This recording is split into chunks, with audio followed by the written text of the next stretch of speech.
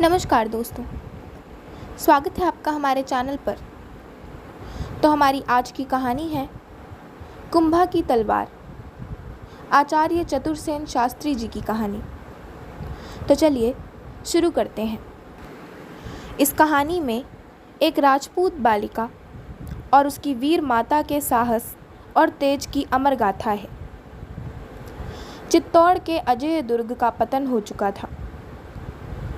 महाराणा उदय सिंह लापता थे और जयमल फत्ता ने प्राणों की आहुति दे दी थी। किले पर दखल कर सम्राट अकबर उसे एक अधिकारी को सौंप आगरा लौट आए थे।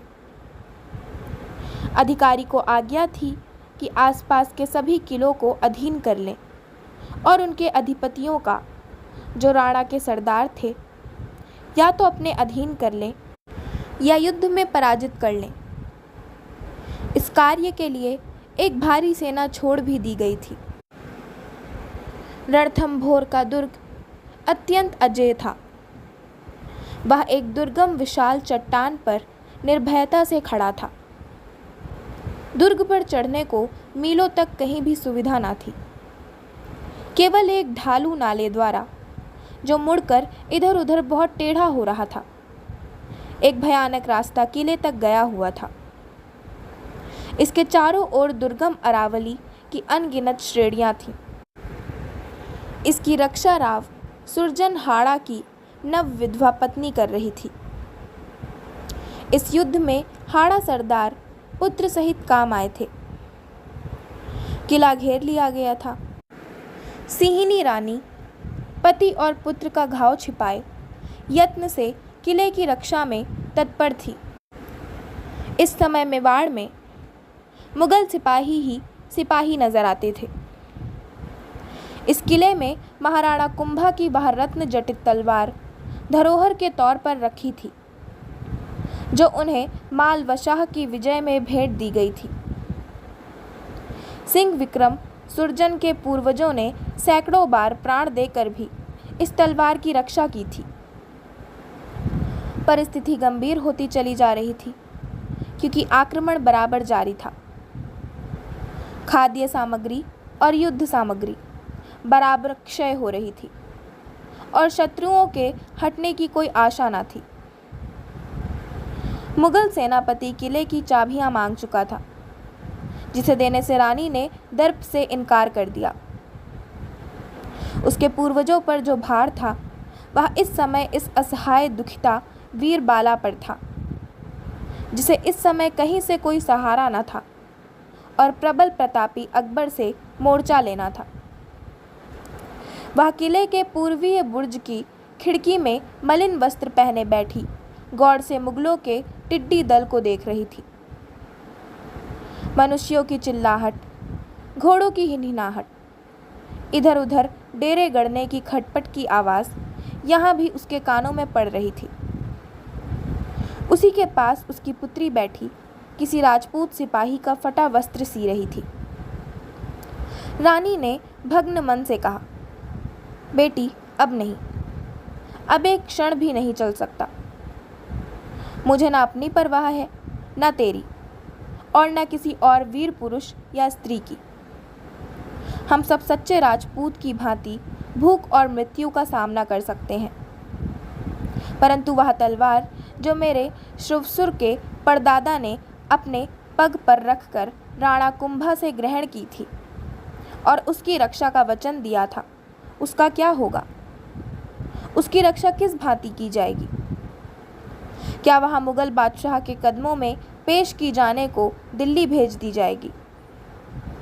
वह विजयी महाराणा कुंभा की तलवार, जिसे उन्होंने मालवे के प्रतापी सुल्तान महमूद शाह खिलजी से बलपूर्वक हरण किया था। रानी की दृष्टि ऊपर उठकर किले की बुर्जी पर अटक गई। वह अत्यंत गंभीर और शोकपूर्ण विचारों में मग्न हो गई। बालिका ने हाथ का काम रख दिया। वह उठकर माता के पास आई और माता के मुख पर अपना मुख रख दिया। वह अति सुंदर मुख था, पर भूख और वेदना के कारण वह गुलाब की सूखी हुई पंखुड़ी की भांति शोभाहीन हो रहा था। आंखों का सभी रस सख गया था। उसने करुण कंपित स्वर में कहा, हम 40 भी तो नहीं हैं माँ, फिर हम सब भूख से अधमरे हो रहे हैं। हाय, आज हमें रोटी का एक टुकड़ा भी इतना दुर्लभ है। बालिका ने एक सिसकारी भरी और माता से लिपट गई। रानी ने सहज गंभीर स्वर में कहा, धीरज बेटी धीरज, यह समय भूख और मृत्यु की चर्चा का नहीं। इस समय हमें तलवार की रक्षा का विचार करना चाहिए, जो हमारे कुल की प्रतिष्ठा की चीज है। एकाएक बालिका के मस्तिष्क में कोई विचार उठा। उसने दोनों हाथों से माता का मुख अपनी तरफ फेरा। क्षण भर दोनों आंख से आंख मिलाकर एकटक एक दूसरे को देखती रहीं। पुत्री की अर्थपूर्ण दृष्टि और कंपित होंठ देखकर उसने कहा, तू क्या सोच रही है लड़की? माँ, मैंने तलवार की रक्षा का उपाय सोच लिया है, मुझे साहस करने दो।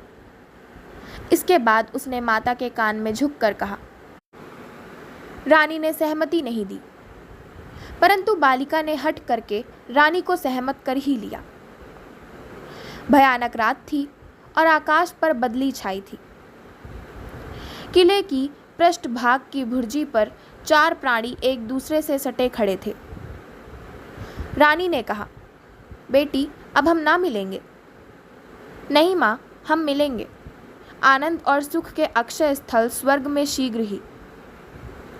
उसने फसील पर लटकती हुई रस्सी अपने कोमल हाथों में पकड़ी। एक वृद्ध योद्धा ने कंपित स्वर में कहा, बाईजी राज मुजरा, ठाकरा माता की प्रतिष्ठा आपके हाथ है। बालिका साहस पूर्वक रस्सी पर से उतरने लगी और उस अंधकार में लीन हो गई।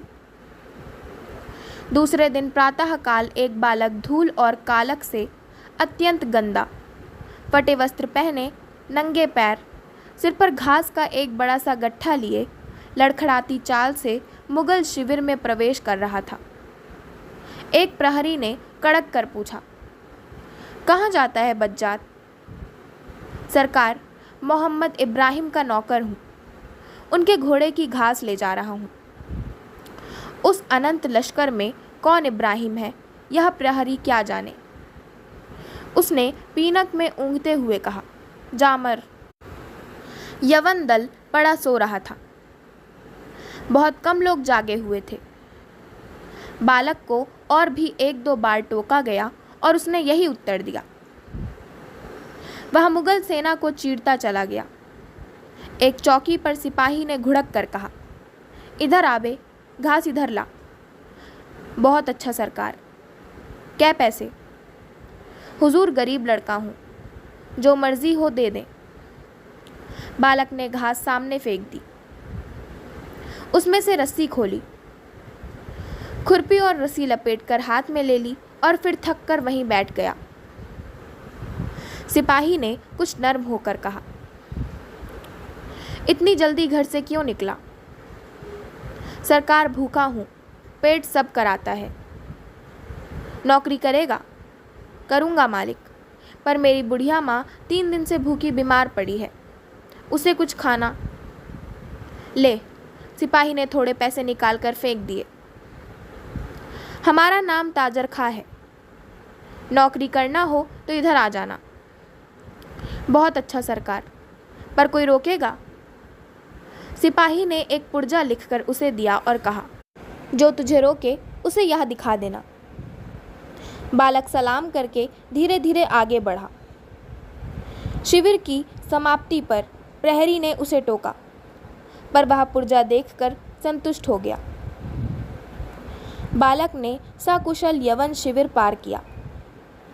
वह कुछ दूर बढ़ा चला गया। इसके बाद वह ऊंची पहाड़ी पर चढ़ गया और वहां से सूखी लकड़ी बटोर कर आग जला दी। रानी ने कहा, लड़की सुरक्षित यवन शिविर को पार कर गई है, अब विलंब काम नहीं। ठाकरा, तुम सब कै जने हो? सब मिलाकर 36 है महारानी। अच्छा, मैं सबको नौकरी से मुक्त करती हूँ। जिसकी इच्छा हो यवन सेनापति को आत्मार्पण कर दे। माता, केसर का कहाड़ भरा जाए, हम शाखा करेंगे। ठाकरा, जीते जी प्रतिष्ठा ना जाने पाए। ऐसा ही होगा माता। केसर का भारी कढ़ा भरा था। प्रत्येक योद्धा अपना अंग रखा उसमें रंग रंग कर पहन रहा था। यह स्वेच्छा सेना थी। रानी ने कहा, तो तुम तैयार हो? हाँ माँ। अच्छा, ज्यों ही हम अपना कार्य समाप्त कर लें, तुम किले का फाटक खोल शत्रुओं पर टूट पड़ना। जो आज्ञा। और जब तक एक भी जीवित रहे, यवन किले के फाटक को ना छू सके। जो आज्ञा। तुम कुल कितने हो? सब 36 हैं। तुम 36,000 हो। जुहार ठाकरा। रानी महलों में चल दी। एक बार 36 कंठों ने गरज कर कहा, जय रानी माता की। प्रत्येक वीर नंगी तलवार लिए दृढ़ निश्चय कर पंक्तिबद्ध खड़ा था। राजमहल में भीषण धड़ाका हुआ और क्षण भर में ही आग की लपटें आकाश को छूने लग गई। यवन शिविर में हलचल मच गई। 36 वीर नंगी तलवार लेकर आगे बढ़े। उन्होंने फाटक खोल दिया। वे सब भूखों मर रहे थे।